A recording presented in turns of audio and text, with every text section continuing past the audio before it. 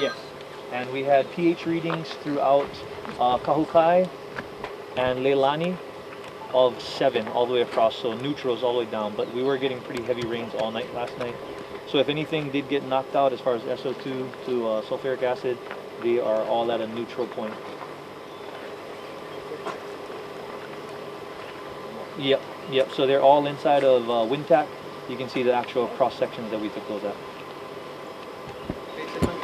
Okay, so what we have here is an area array gamma steel. This is in area monitor. Currently we have it reading sulfur dioxide. We have the volatile organic compounds. Up here in the top right is gamma. Right now you're only getting the background gamma radiation. We also have our lower explosive limit and then oxygen. So oxygen is currently reading at 20.9, which is our normal breathing oxygen. We have these 3 of them going up north on top of Kupono, where we're currently at. And if you look down behind you on Kupono, if you follow Kupono south, you'll run into fissure number 9. Fissure number 9 has the closest area array to it. That'll be area array 12. Area array 12 had a reading of 12.6 ppm last night.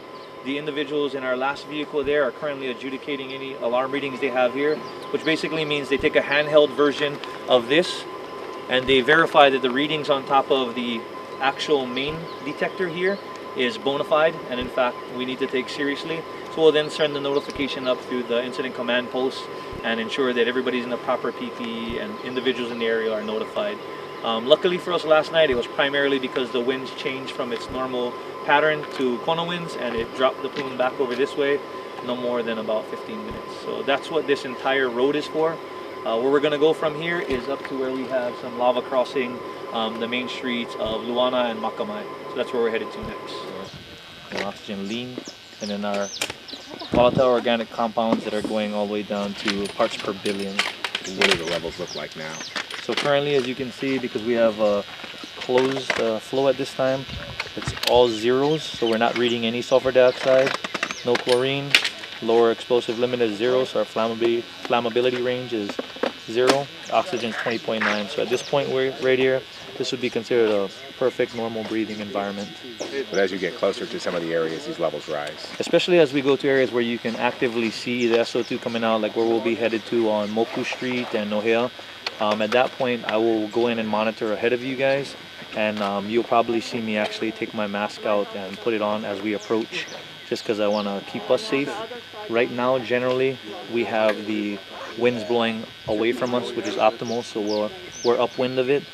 But at any time, like in typical Hawaii weather, we can have it shift to trades, from trades to konas, and it could turn over on us. You're constantly monitoring the air. We are constantly monitoring the air with our fixed monitors, and then we have point sources with our individuals going out throughout the Leilani estates. It's very difficult not knowing, and they didn't know, they couldn't give us addresses last night, which was frustrating. But my main goal when this was happening, our neighbor was just like, Auntie, get out now, and that's what we did. We left pretty much everything we had except for my important documents and jewelry. Left everything there. Because just the rumbling under there was insane for a few days beforehand too, and I could still feel it here. It's like just under the house is like a bowling alley, and you just feel it right under it. And then the earthquakes started getting more and more and more, and you could just constantly feel them, like, you know, just trying to sleep through it. And it was, me and my son just went. We just left as soon as you said that. So we don't really have much, but I'm just hoping and praying that it's still there, so we can get this bulldozed and get into it one of these days. But I just wanted to see if I could get into it now, just to make sure it's okay and not gone. You don't know. I don't know, and they're not saying a lot, so they wanted to see if they can help me. My friends came with me. It doesn't seem real.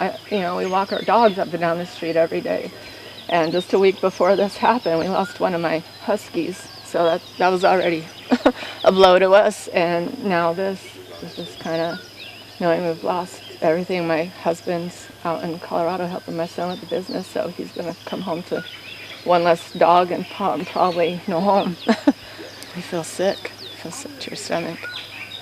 And it started before this started, just from the feeling you could feel in the ground. It just wasn't right. You don't feel right, you can't sleep, you can't eat. You just felt it. It was almost like we could feel, and we didn't think it was real at first, but it's almost like you could feel the lava flowing under you. It was like we'd sit in the living room, it's like you could just feel it just kind of, it was just the vibration, it was strange. And we're not used to this, so this was all new to us. How long have you lived here for? Since November. It's such a beautiful place. Would you ever come? Oh, it's amazing here. The Leilani Estates is absolutely gorgeous, and I love the people here. And it's like we moved here trying to somewhat retire, and for our health reasons. Well, this isn't helping with the health right now, but it's scary, and I just hope we can rebuild, really.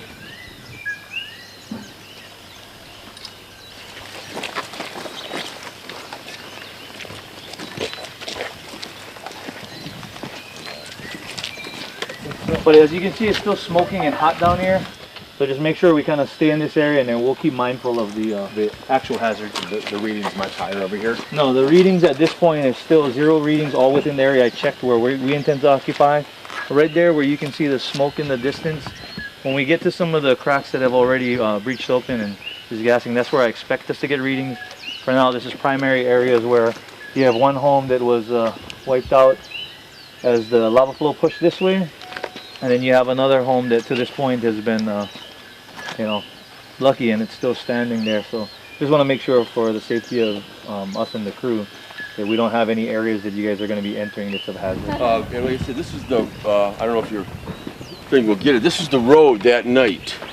And I thought the lava was coming all the way down the road, when I saw this picture. I didn't realize that the road was behind it, because I couldn't tell, and I only went as far as that pole because the wires were already fallen and the pole was halfway over. What was it like that night? The wind was to my back. I walked right up to the lava and took these pictures. That's that lava right there coming on the grass. Just describe it to me. What was it like? It was hot, but I was this close to it. It's 5 feet away from it. And then Tom's house, I was worried about this guy Tom who lives here. I was worried about his house. Just a ground fire. I walked up, I kicked a few things, and then it started raining. It started raining, like I guess around midnight. I wasn't really paying attention to time. And I think that if it didn't start raining, Tom's house would have burnt. What was the heat and the smell like? The wind is totally to my back. It's been blowing that way since it really started. So we really haven't had any sulfur. God bless you, sir. Hey, brother. Hello. Aloha, man. So we really haven't had any sulfur. I have the mask with the pink sulfide dioxide things. Gotcha. And so, God, I just woke up, man. Jeez, but hey, you guys can use anything, man, whatever, man. If, tell the world to pray for us, man. My name's John Artemovic.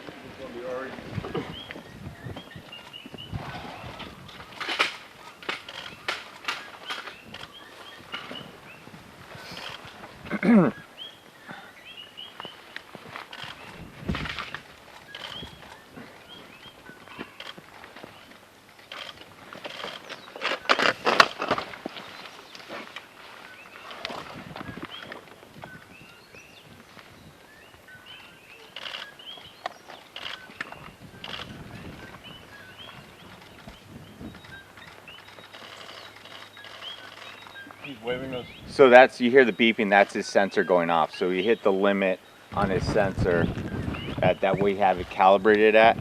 So that just alarmed him that, the levels are.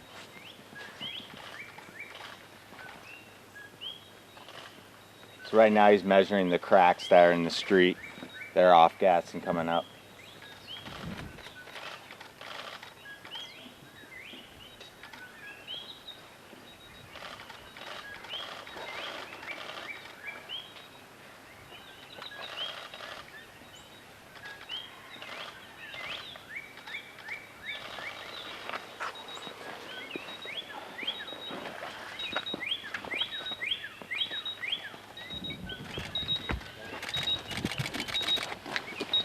Where Mark? Yeah. Was that before or after the mailbox? It was after. Okay. Your visibility almost got to where I almost couldn't see you. No, that's why I pulled back. I couldn't see you, so. Yeah, no, that's why I was about to yell at you. No, I stopped at number 10. So what did you find down there? Okay, so currently, as you can see, we're coming down approximately at 4.7 ppm. You can see it's also blinking low. The low alarm on this guy goes off at 2 ppm for the SO2. But at the top end over there, it maxed out at the 20 ppm. So basically 20 ppm for 1 hour maxes you out. But we didn't even get close to the largest crack out there. I counted off 10 cracks, all in the range over, I would guesstimate 2 to 4 inches. Okay. And in that 2 to 4 inch range, we're already well over what would be considered safe. As you can see, I think you're going to see some residents. I kind of ask you guys to come off the road because these guys are going to be coming through. Grab that gear, they're going to be pushing through.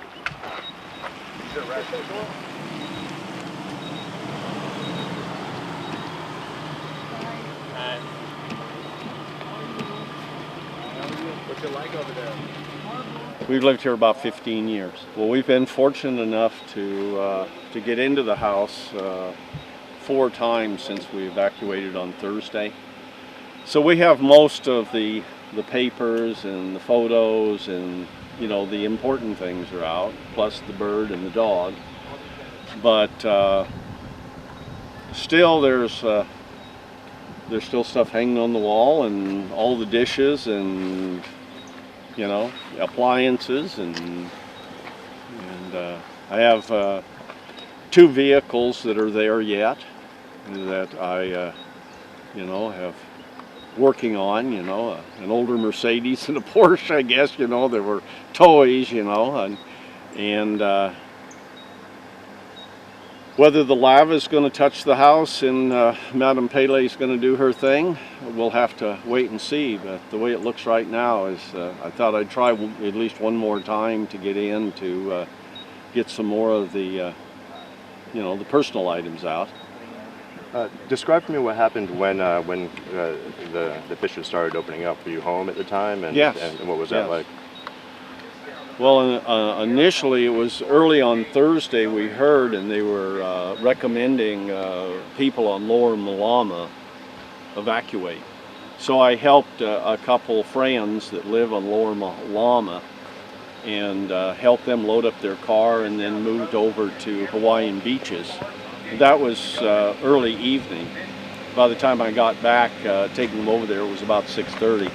1:30 in the morning, things started happening. It's actually very short.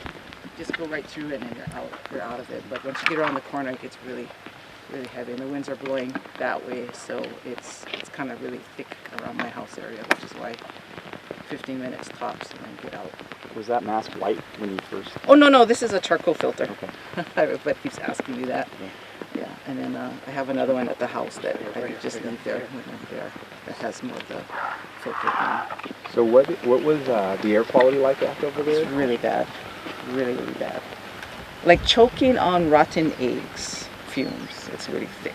It just makes your eyes water, your throat hurts, everything hurts. So and your lungs literally ache. So you gotta just run. It's back up really good. Standing. I was misinformed that we couldn't get in, but my neighbor texted me yesterday with a picture. He was standing in my driveway, so I was like, I'm there. So we were able to get a couple loads out yesterday and today, but all the big stuff is still there. So hopefully this afternoon the air is better. I'm actually just waiting for my nephew. He's right behind me. I don't know what happened to him.